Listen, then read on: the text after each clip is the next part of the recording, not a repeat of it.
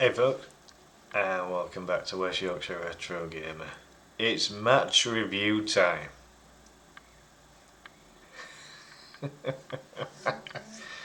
What have Leeds United just done?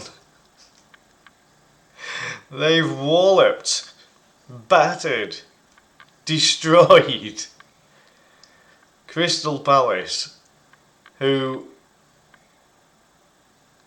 before the game had one of the best away records in the entire league. Had a very solid start to the season, and you know, and Leeds still near, still within that bottom quarter of the division. Um,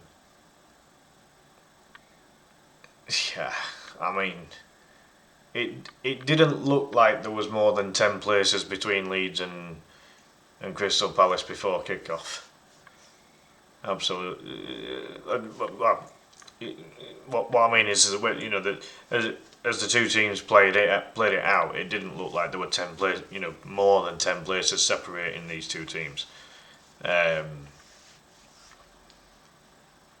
Leeds have just put in absolutely fantastic performance. So let's talk about it. This could be one of the longest match reviews I do because, I mean, where do you start? It was that good. Albeit, I will say this much, that for the first, roughly, maybe the first quarter of the game, it wasn't a fantastic game of football, but you could see that both teams were quite tidy in possession. Neither Henderson or Perry, the two goalkeepers, had a right lot to do, as I said, within that first quarter of the game. But then, Leeds started getting a grip of the game. Palace gradually had less and less possession. And if there's one thing that Leeds United did really, really, really well today, was the use of set pieces. So your corners, your long throw-ins, your free kicks. Leeds were dangerous certainly on the eye test, it was at least 90% of them. The deliveries were so dangerous. And Crystal Palace at times, they just had to deal with set piece after set piece after set piece, and they just couldn't eventually deal with it. It was relentless pressure. It wasn't necessarily the fact that Dean Henderson, their goalkeeper, had 20, 30 saves to make, but the overall pressure that was put on that Crystal Palace backline. Bearing in mind that Mark Gay, the England international, who had Liverpool sniffing around him at the start of the season, so he's obviously highly rated by the team that had just won the Premier League. Him and the rest of his backline had an absolutely horrible time trying to deal with Leeds tonight. When these set pieces were being taken, you look at the height and the size of those Leeds players. You're talking, the three centre backs, Beal, Rodon, and Stroud. You're talking DCL, the striker. You're talking Stack, who, in fairness, Stack was only in there for receiving the long throws, but Stack was on duty for taking the corners and the free kicks. So, but for any of the long throws, you've got Stack in there as well, and that's just to name a few.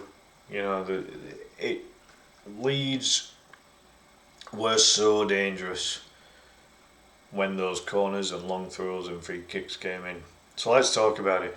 I always start these by showing the Premier League table and showing where Leeds United are. So basically, the win tonight You know, all right, other, you know, about half the division is still to play, or, you know, as you can see there, some are still on 16, whereas Leeds have played 17 now.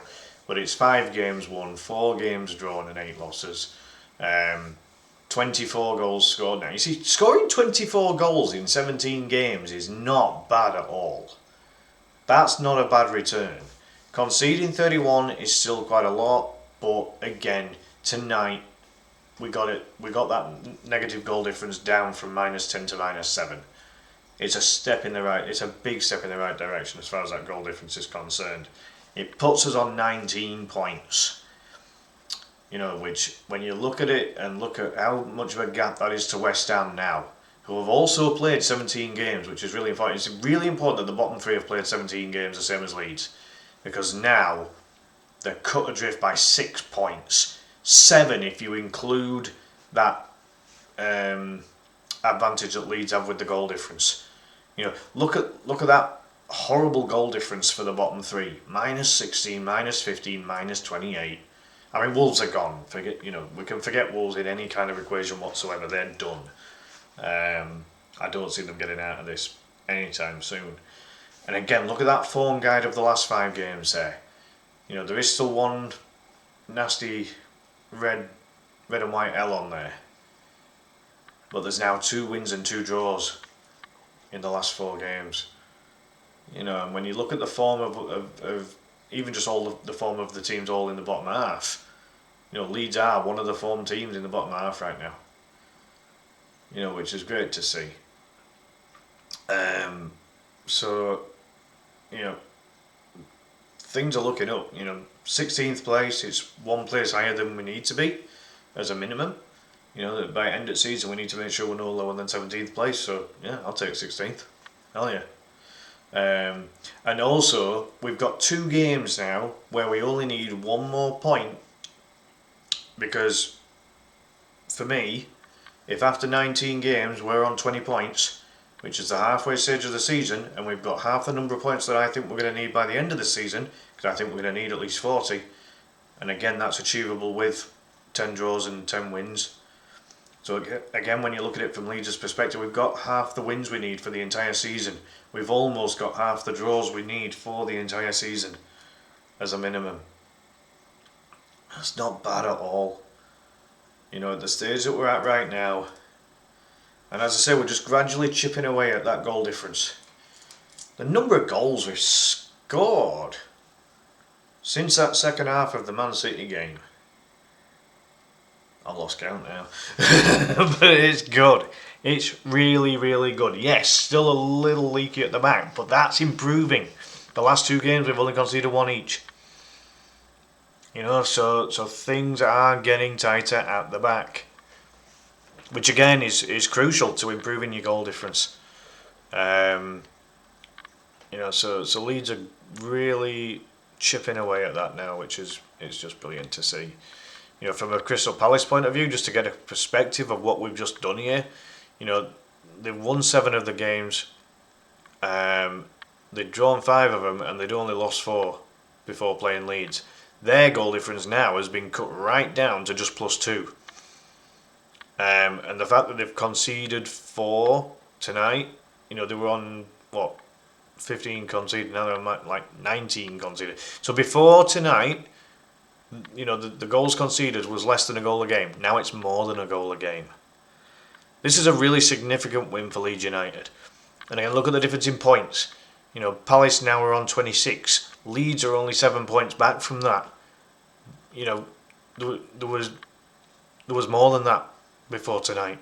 You know, 3 points difference before that tonight. You know, so it really is significant. And again, if you look at Palace's form, you know, they lost to Manure, they beat Burnley, they beat Fulham, lost to Man City, and have lost to Leeds tonight. So let's just have a look at the match itself. I'm interested to see what it says about the stats for this match, actually, to be honest. So fixtures, look at that, 4-1. That's great. I love it. I love it. I really do. So this has been recorded at just after midnight, which is why it says why it says it was yesterday. But yeah, have a look at that. Look at those times that the goals were scored. And this is what I mean. The first quarter of the game, there wasn't any goals. It took until the 38th minute for DCL to get on the score sheet. And again, DCL's scoring record this season. We thought Metro got off to a great start, which he did do, until he got his injury. DCL now, I'm telling you, getting those two on a flipping free. I know DCL is going to be on absolutely top wages. It's rumoured he's on about 99 grand a week. But if he's going to score goals that keep, or score a big chunk of the goals that keeps us in this division this season, that's the equivalent of having a £20 million striker, 30 million, 40 million pound striker. And when you look at it, he's scoring goals. What more can you ask of him? Captain Ethan, Mr. Ampadu, scoring on the hour mark. And then Anton Stack with another beauty of a free kick. That's two direct free kicks that he's scored this season now. And both of them were peaches. Absolute beautifully struck free kicks. That's hard to say sometimes. So, let's have a look at the stats of this match. Devaney gets that penalty, which. So I am just gonna point this out, right? So I think it was in the first half. Well, anyway, Brendan Aronson gets, in my opinion, fouled in the penalty box, and for me, it's a stonewaller.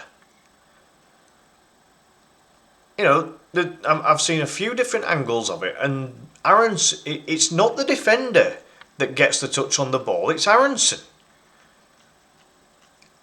And if Aronson's got the touch of the ball, he touches the ball away, he's been clattered, he's been,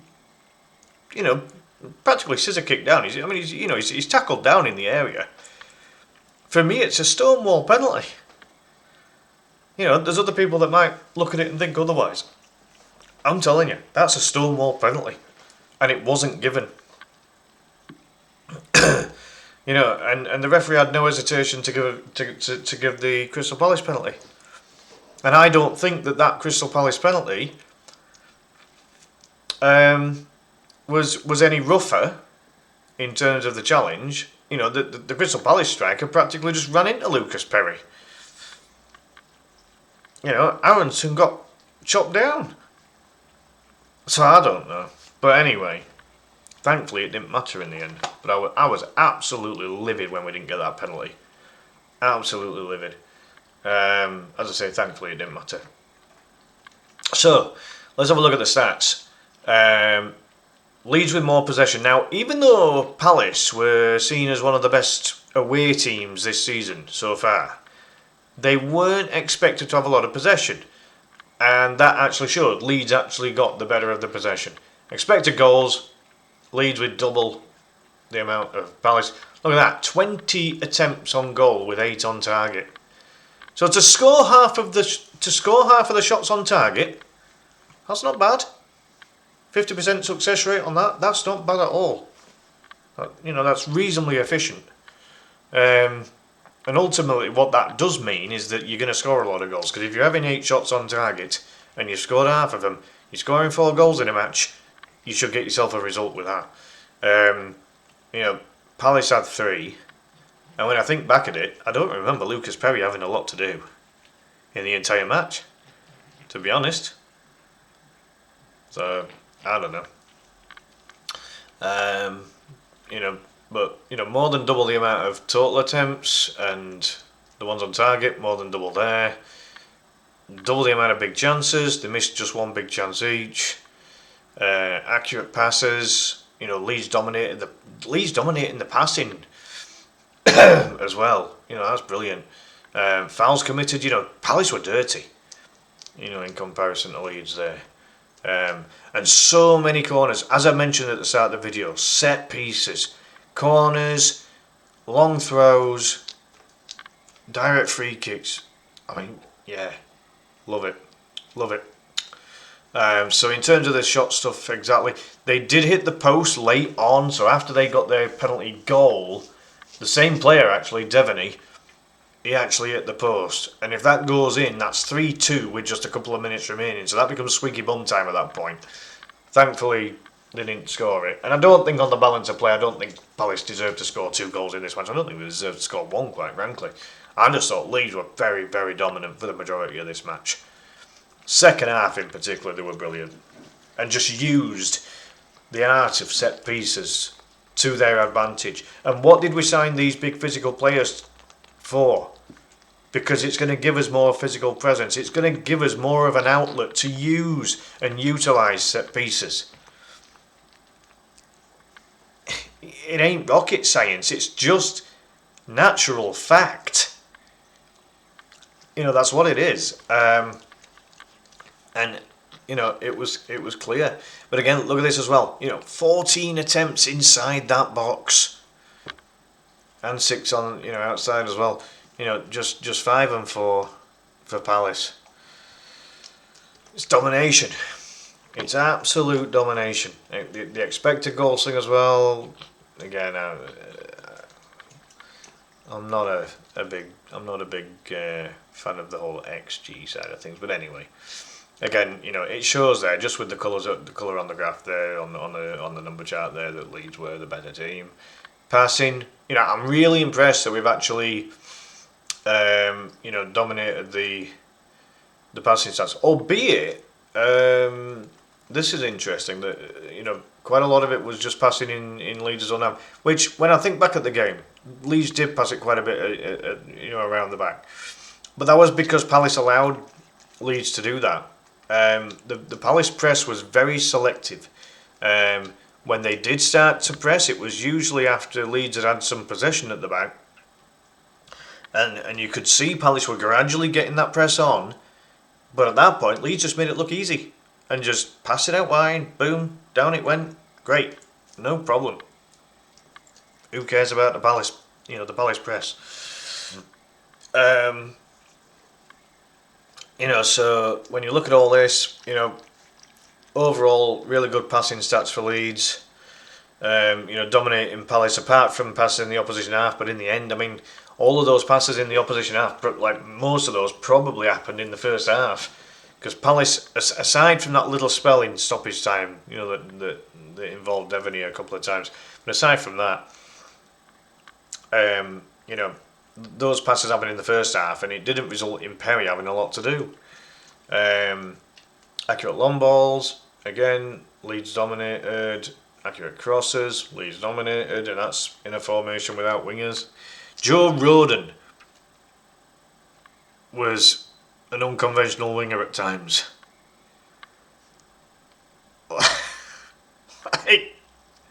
Where has this come from? The flexibility and adaptability, the creativity, the unpredictability, the chaos factor.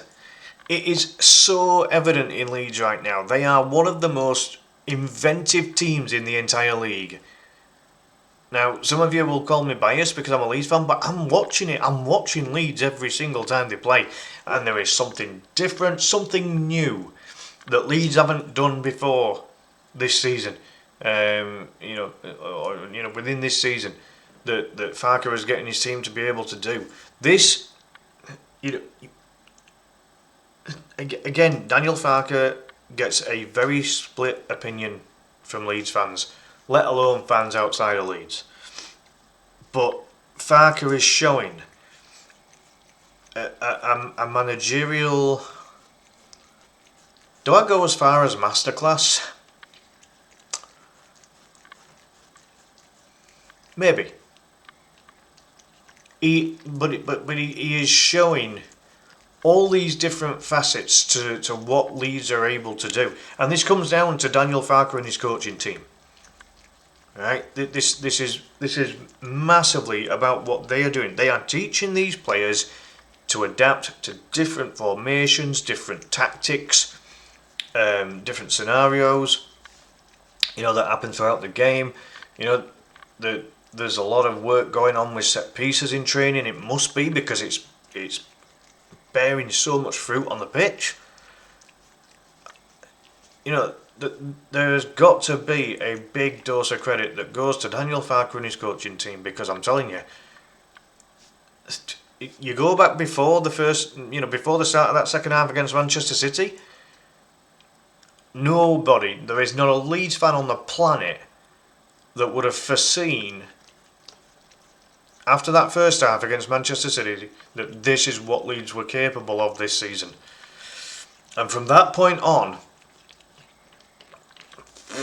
I mean, it's a different Leeds team.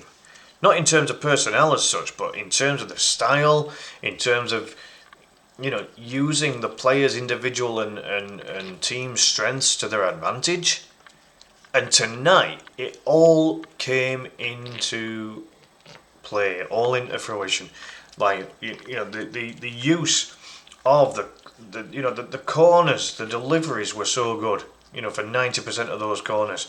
The long throw-ins. Ampadu has gone from having a very looping throw to a more direct, almost like spearheaded throw. There's more speed on it. It's flatter, and it's becoming a weapon now. It's not just a looping rainbow-shaped throw. This thing is like a spearhead. Boom, straight in there, very flat. It's almost like it doesn't take any kind of curve on it. On if you look at Ethan's action, it's not overhead. It's with conviction. It's arrowed in there, and it's causing all kinds of problems for the opposition. And this is what we want. You can tell that Ethan's practiced this in training. He must have done. Because initially, like Ethan's throws, they were loopers. They were rainbow-shaped throw-ins. These now, boom. It's like a freaking missile coming in. And it's great. It is causing so many problems for the opposition, and I love it.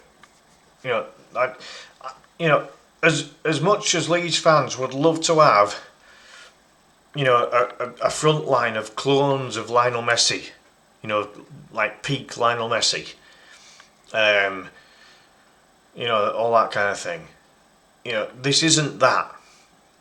But that doesn't mean to say that this is a poor brand of football. It's not. This is a brand of football which is causing the opposition problems, and we're scoring goals. This is no fluke, right? This is attacking players on form. First Mecha before he got his injury, then DCL, and then there's other goals and other assists coming all over the pitch. Biol got 2 assists today, for Christ's sake. Biol, our deepest centre-back. Because whilst you've got Strauch and Rodon that have been given that artistic licence to get forward, especially Rodon today, Biol he's the anchor man. He's sitting at the back. He's the sweeper. He's basically been given that licence that whoever that main number 9 is of the opposition, your job is to mess his game up. Make it as hard as buggery for that opposition number 9. Mateta, I think he got like 7 goals going into this game this season. Like, where was he? He was anonymous. Erling Haaland, best striker on the planet currently. And that's, in the end, let alone the second half. But that Man City game, Haaland wasn't in it. I can't even tell you Chelsea's main number 9 was the former Watford kid. He was quiet as a mouse. Liverpool, Ekatike. He scored a couple. All right, fine. But they had other players like Verts and I can't remember if Isak came on that one. And Salah didn't even make it on at all. And in the past, Salah has been a thorn in Leeds' side. He's been a thorn in many teams' side in the past. Brentford, Thiago, he'd scored a load of goals before Leeds faced him. He didn't do much. And now, Mateta, like, who? you know, like, I'm telling you now, 3 letters, DCL. That's all you need to know right now. As far as strikers are concerned, that is all you need to know right now. And as I say, Mecha before his injury as well. Mecha and DCL, once we get those two together again and both firing, I won't want to be opposition defence, I can tell you that much. And, to his credit, Okafor, who was coming to fill the void of Mecha, Okafor's clearly not a striker, but when he's getting on the ball, he's trying. He's trying to create, he's trying to get on with things. Again, Okafor wasn't amazing today, he wasn't bad today. He's just not a striker. But when you get Okafor on the ball and he's got a bit of space to run and a bit of space to work, he's good. And there's a nice link up between Okafor and Gudmundsson as well at the moment. Like those two. They're getting such an understanding of each other on that left side. They really are.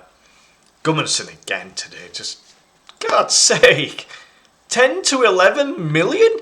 Is that it? It's going to be a 50 million left back if he keeps this kind of form up. I feel so sorry for him that he got that bizarre own goal against Fulham because that's his only major flaw this season. Everyone played like crap against Arsenal. But aside from that match, there was other matches where Leeds were poor. But Gudmundsson's, as I say, I've pretty much forgotten what happened in those 2 matches where we were crap. But, for all others, like Gudmundsson, what a bloody signing. He's a flipping good left back. He really is. Yeah. And then you've got other players like Aronson came in today, worked his bloody socks off. Did Brendan Aronson today, and it weren't just his work rate. Some of his actual end product in terms of that he got the pass correct. He was a nuisance for Palace with Aronson today. Just the way that he got around the pitch. As I've said before, he's got a really good engine on him, and you could see that work rate and the effort going in, and most of what Aronson did today was good. He didn't make that many errors. He won a couple of free kicks. Again, just really impressed, and and he only got that chance, I think, because our Tanaka was a bit anonymous against Brentford. So, Farker's decided, right, you know what, Brendan's worked hard in training, let's give him some more minutes. He's earned it. And that's no slant on Tanaka, who, in recent matches has been brilliant. So, again, as I say, I don't want to single players out, because they were all friggin' ace today. They really were. Let's have a look at some of these other stats. 3 yellow cards to Palace, 1 to Leeds, and that one to Leeds was Lucas Perry for giving the penalty away, and I'm a bit no, I wouldn't have given a yellow for that. As I say, the Palace striker just ran into Perry, so I was a bit, there was a bit of a collision between the two of them. No. The FOTMob ratings are always algorithm based, so it's based on goals scored and all that happy crap. But basically, DCL, he got a brace, so he gets the 8.8 and the superstar rating. Devaney was only on the pitch for a short time, but he scored a penalty and hit the post, so that's why he's he was one of their substitutes. So that's why he's their highest rated player. But yeah, when you look at some of the players that played from today, Wharton, Mitchell, Mateta, Pino, who else stands out from Gay? These are good players, and Leeds made them look so average today. So average, and I love it.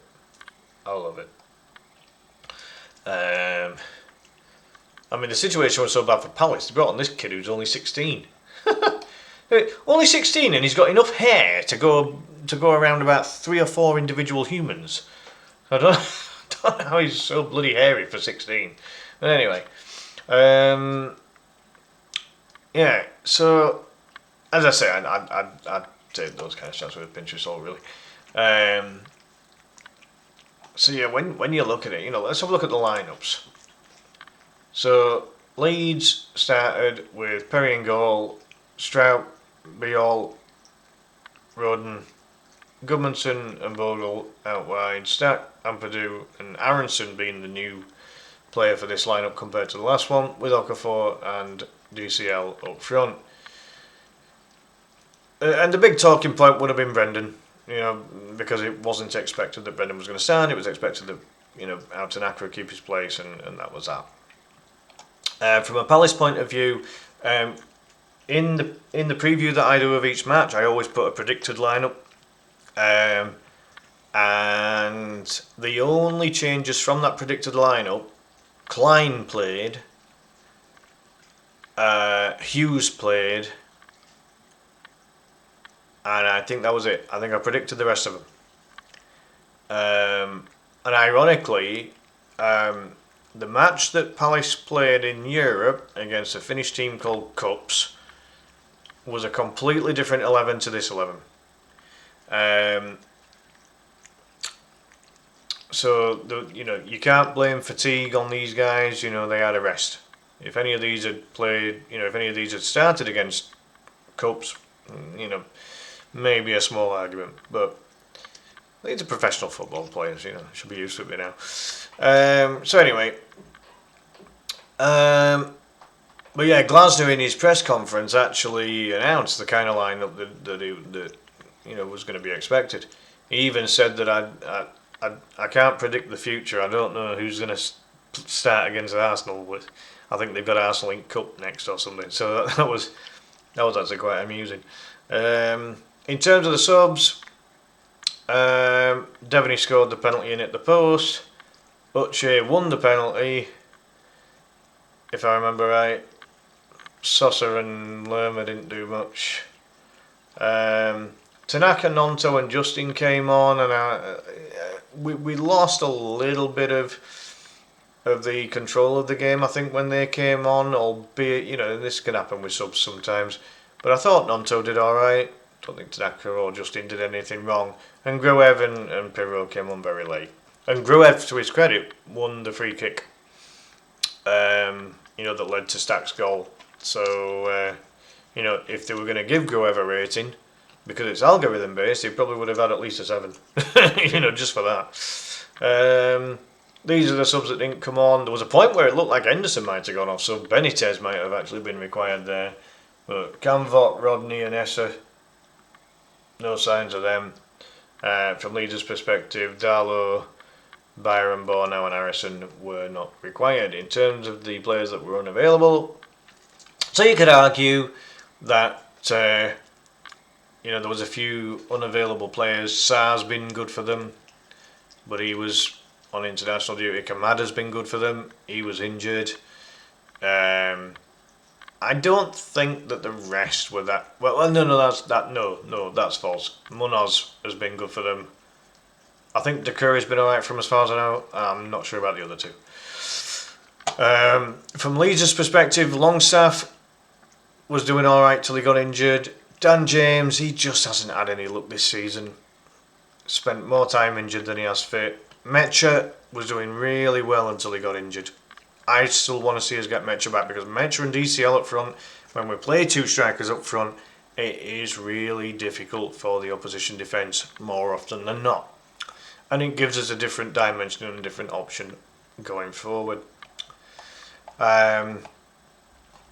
So it says 3-5-2, but I think that with Aronson in there, you could argue that maybe it was a 3-4-3 possibly, or a 3-4-1-2, something of that nature. So something slightly different. And again, in terms of individual, as I said, Goodmanson.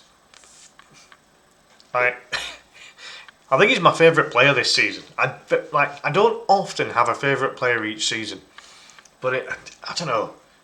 GG. He's just having a GG season. You know what I mean? Like, good game. Gabby Goodmanson's he's ace.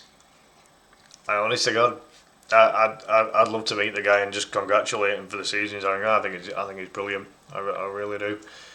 But in recent games, Ampadu, the improvement of our captain.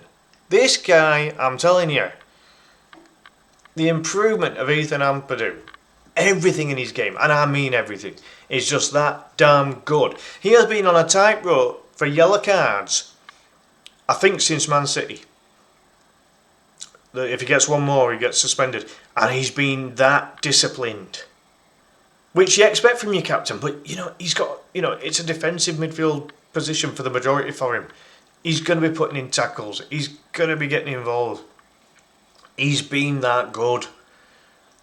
Stack's starting to get involved a bit more now, and obviously scored that fantastic free kick. Just the control of the ball, the speed of it. Henderson were rooted. He hardly moved. He didn't have time to dive properly. It was that good. As I say, Aronson, freaking hell, there would have been a lot of eyeballs and a lot of binoculars watching Aronson under that perspective microscope, if you like. They'd be focused on Aronson because, for as good as Tanaka's been in a couple of games, he were a bit quiet against Brentford. But Farke's identified that and he said, right, okay, who was quietest player against Brentford? Oh, it was Tanaka. So, who's done well in training? Aronson. Aronson comes in, provides a different type of midfielder. Tanaka has done really well of playing in an advanced 8. Aronson can play advanced 8/10. Attacking midfielder. And again, I think Aronson's game is getting better. He's toughened up a bit. He's winning. He's actually winning free kicks now. He's not just going down like a freaking fairy, and then complaining when he don't get a decision. He's going to, every time he went down, he'd gone down with purpose because someone had clattered him. But he's standing up to it now. There's enough contact being made where he is winning free kicks. He should have won that penalty. Right, and that's no criticism Aronson for him not winning the penalty. That were a freaking penalty. And no one can tell me different on that one. I don't give a monkeys. Right, that should have been a Leeds penalty, and that was Aronson who went down in that box. He did really well when he got into the box there, and he was brought down. Plain and simple, should have been a penalty. Anyway, as I say, it didn't affect the match. Just these players, this squad is making me so flipping proud. You can't ask a vast amount more from this squad, and you can't ask much more of Farke and his coaching team in terms of what they're producing in these recent matches. You just can't. These last 4.5 matches, Leeds have done so well. The key is obviously to keep it going. We've got to keep this going for the rest of the season. And if we do that, we stay up. There's going to be blips. There's going to be the odd loss here and there. But if we can keep churning out the wins and draws, get to 10 wins, get to 10 draws, So we stay up as in at least 17th. If we get a few more points than that, we're going to be higher than 17th. But I'm telling you now, I've maintained this from the very start of the season. 17th place, 10 wins, 10 draws, 40 points. That will happen. But if we get more than that, even just 1 point more, I say we start climbing up that table. But just the way that we're playing, the adaptability, the ability to change how we're playing, the ability to mix things up and confuse the opposition, by doing it. These players are demonstrating why they're earning so much bloody cash. They're working for it. They are working hard for it. There is not a player at Wolverhampton Wanderers that deserves their match day wage right now. They're terrible, disastrous, right? They're shocking. But and I give Wolves as an example in isolation there. But Leeds, as I say, I'll never agree with how much money footballers earn. That's a different story entirely. But the fact is they do earn it, and they are earning it. They are deserving what their contracts are telling them right now with these performances. The last 4.5 games now is just, and that Brentford game were a bit boring, but it's another point. It's another point away from home. I said this was going to be a long review, and I don't care. I'm. Is gushing the right word? I don't know, but I'm over the moon with it. And these players deserve all the credit that they are going to receive from all of this. As I said before, this is Crystal Palace, a team that have been extremely established as more of a mid-table team for God knows how long. But in the last couple of seasons, they've been more of a good, solid top half outfit that have qualified for European competition.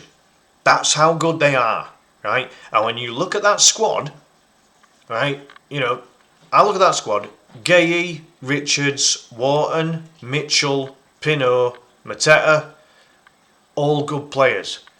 Lerma, Sosa, Uche. Leeds were, there were rumours that Leeds were looking at Uche. Again, good players. Essa, good young prospect. Benitez, not a bad backup. You know what I mean? Whoa, Kirby, steady girl. She just slipped, bless her. She slipped off the computer table. Are you alright? Oh gosh, she'll start on there. She'll jumpy. Oh, bless her. But yeah. I could literally just sit here and say how good Leeds were. If Leeds are bad, I make a point of it. And I'll say where they were bad. They just weren't. There was nothing bad about today's performance. A couple of other content creators have said how we weren't, we didn't necessarily press quite as much as we could have done maybe in first, as I say, quarter of the game, that kind of thing. But Leeds grew into the game. And today was the best example of Leeds showing what they can do from set pieces. And if that's the style going forward, I ain't going to grumble, because this kind of style of football, while it's not Lionel Messi style, if you like, it's Lionel Messi quality, because it's a different type of quality. It's a quality that, comes from taking advantage and causing havoc with these set pieces. The opposition defences can't deal with it. They can't deal with it for 90 minutes. The opposition won't get a clean sheet if the quality of... And it's not just the fact that we get these corners and we get these throw-ins. It's the quality of the delivery. You've got Stack on the kicking duty. You've got Ampadu on the throwing duty. And we all said at the start of the season, why the hell is a 6'5", 6'4", 6'5" Stack on flipping set pieces when you need him in the bloody box? That's why. Because he can freaking take them. And he can get good, consistent quality on him. 90% of those corners were good corners tonight. They were very, very good. They were dangerous. And when you have got all of those 6 foot... When you've got all that 6 foot plus team in that box, You know, it is going to be physically difficult for the opposition, and this is how we're going to get. This is how we're going to get our survival this season. You know, we're not going to go beating every team 4-1. I'd love it if we did, but you know, as I said, the number of goals. Like, let me go back to the table. Right, I got to see this. Let's check all of this for Leeds, right? 10th best home record now. 9 played, 4 won, 3 drawn, 2 lost. 17 scored with 12 conceded. Plus 5, 15 points. That is getting better and better. I love it. I'm telling you, that is damn good. It really is. You know, it's getting so good now. The away form, again, you know, we can ignore that to an extent. But again, that extra point, it helps. It's a little, you know, we're just chipping away. We're chipping away just a little bit. And that away form will gradually get better. You know, the last 5 matches. Look at this. Last 5 we've played. 2 draws, 2 wins, 1 loss. And that 1 loss included a very decent second half against Manchester City. Let's not forget that. Right? That was part of that match. Right? So a good second half against Man City. A fantastic win against Chelsea. You know, we say how good Crystal Palace are, and Chelsea's squad is another level above that. Right? We drew against Liverpool, last season's champions, a team who has spent £300 million pounds on a combination of Isak, Ekitike and Wirtz. Let's not forget that. Right? And we got a point against those buggers. 300 million on 3 players, and we only had 100 million to spend for the entirety of the 10 signings we made. And 2 of the 10 signings we made were free transfers. I cannot emphasise that enough. You know, it's exhausting, like, talking like this, but I don't care. I love it. Like, this, you know, this is excitement. This is what we want Leeds to be like. We want them to play well. We want them to get good results. And when you look at it all, you know, 8 points in... Is that 8? Yeah, 8 points in the last 5. Yeah. The 2 draws there and then a 4-1 against Palace. And I'll just reiterate, a very experienced and very established Premier League team. You know, they're not, you know, let's get it straight. Crystal Palace are not a Man City or a Liverpool or an Arsenal, you know, or a Chelsea. You know, they're not even a Tottenham. But they are, you know, possibly like the next best. And we've just walloped them 4-1.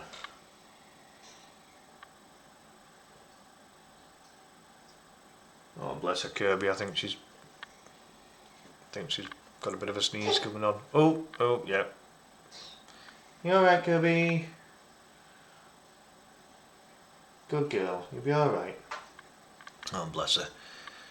Yeah, so, yeah, this is just absolutely fantastic. You know, again, if these are the stats of the last 5, so the last 5 matches, 13 goals scored in the last 5 games.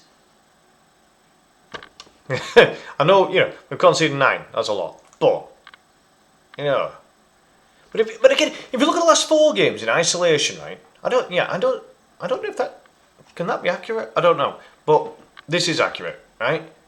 We, you know, like even if you include the Man City loss, right? We've scored 2 there, scored 3 there, scored 3 there. We only scored 1 there, but only conceded 1, and scored 4 there. You know, and then the opposite way, we've conceded 1 there, conceded 1 there, conceded 3 there. So that's a bit dodgy.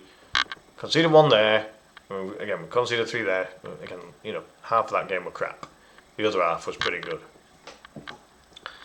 forget that thing. Freaking XG, I ain't even bothering.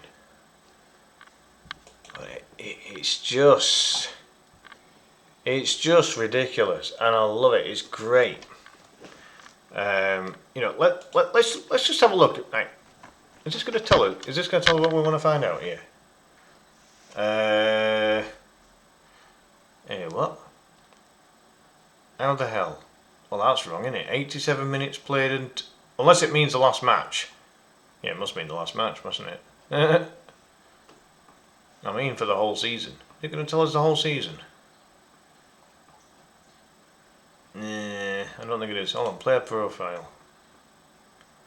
Is that going to tell us? Right, here we go. DCL started 11 matches. It's got 7 goals.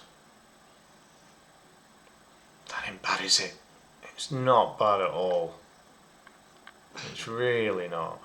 And look at that streak. 2-1-1-1-1. That's what he's done. He played, and he only played half a match against City as well. Yeah, it's fantastic form. He's played practically a whole match, every match, otherwise since. Just brilliant. Absolutely brilliant. Because he went for he had a drought. Look at that. He literally had a drought where he weren't scoring. But he's doing really well, is Dom. He really is. If I go on the squad, I want to just check out Mecha as well. Because, Mecha, he's played a part this season as well. So far. It's such a shame about his injury. Look at that. He's only started 5 matches and got 4 goals. And when you look at, it scored on the very first match of the season. Then he had, like DCL, he had a goal scoring streak. He scored against Forest, scored against Villa, scored against City. He was on a bit of good form as well. He had a goal ruled out. I think it was the Chelsea game. He had a goal that was ruled out for offside. I think it was probably the correct decision, but what a goal it were. Like, if that had stood, if that had been onside, yeah, class shot. So when we get Lucas Mecha back, it's even better. Look at that. 4 goals in 494 minutes played. That ain't bad. That ain't bad at all. We need him back. We really do. But it's great that we're able to score so many goals as we are doing, and we don't have our second best striker on the pitch. You know what I mean? It's that good. And go back to DCL. How many minutes is he? Right, so he's got 7 goals in 1,032 minutes. Yeah. I mean, it suggests that when he based on the basis of free transfer, it says that his current market value is just £15 million. If someone offered Leeds £15 million right now, I'd laugh at it. Right? I wouldn't accept 15 million for him. Not a chance. Mecha, what's his market value? 5.2. So if someone wanted to buy Mecha and DCL as a strike force and they offered us 20 million, pull the other one. Not happening. Not a chance. Not a bloody chance. Now this is good stuff. It really is. In a sense, you feel sorry for Pirro, who you can't get a look at it. How many minutes has Pirro been on the pitch this season? He's played just 200 minutes. No wonder he hasn't got anything. He's only started like the first 2 games of the season. He's come on as a sub for other 7 and he's mastered just 200 minutes. Not good. But again, not Joel's fault. We've just signed 2 strikers that have been very good this season. How's Okafor doing? Because he's playing a lot of minutes. He's got 2 goals so far. Started quite a lot of games. But again, obviously in recent times, before Mecha's injury, Okafor wasn't playing because Metro were playing. And we changed the system. Nonto, he's been coming on and doing well recently. He's only played 304 minutes, but he's got an assist, and he's he's looking sharp. He's looking good. Harrison can't get in the team right now. Played just 263 minutes with 1 star. He can't get in the games right now. He just can't. Dan James, I bet he hasn't played much. 352 minutes. No goals or assists per game. The fitness just hasn't been there. So when you look at all of these more attacking players, this fella, market value, freaking swap the two numbers around, £41 million, let alone 14. Look at me this 14 rubbish. This guy, he is the real deal at left back. I'm telling you, he is absolutely the real deal at left back. No goals or assists, but 1,384 minutes played. Started all bar 1 game. He's just so bloody good. He really is. He's excellent. Look at how often he gets pretty much the entire match. A couple of exceptions. He's even including the international matches. But yeah, just so good. I could click so many of these players, and they're doing so good, and it's great. It's so good.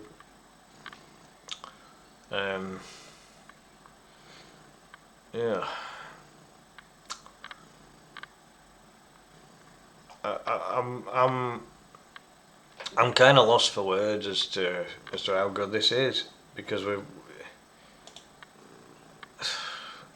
at it. We've got goal scorers, players assisting, G&A, good FOTMOB ratings. Lots of minutes being played from some of them. Goals per 90. There's some good stuff here, guys. There really is. And it's just topped off by Leeds starting to show that they really can hack it in this division. You could argue it's taken a few games, but great, that's fine. When this team, not the club, but this team are new to the division. And when you look at that table, I started with Premier League table. I'm finishing the video on the Premier League table. I said it was going to be a long one. We're nearly an hour. I don't care. Tonight has just really given me a shed load of confidence that we're going to be okay this season. As long as Farker keeps, if you start with that that 3-5-2 or a slight variation of it, and then and then later on in the game you want to adjust that base formation, you want to bring on some different personnel, you want to change the style a little bit, and if every game you keep utilising these set pieces, I don't care if we're labelled as a set piece team, if we're good with them, the delivery, as I say, 90% of the throw-ins, the corners and the free kicks that came in, 90% of them, just solely on the eye test, real good quality. And if you're getting 90% of them as real good quality, then you're going to get some results, and Leeds got them tonight. A 4-1 victory at Ellen Road against Crystal Palace. Leeds find themselves in 16th place, just 1 point off the halfway number of points we need, with 2 more games to get that point. Leeds are in good shape. We'll leave it there, folks. Massive thank you, as always. Do please like, subscribe, hit the hype button, all that good stuff. Put your comments down below. What do you make of Leeds right now? In the meantime, big thank you. Have a good one. See you next time. Bye for now.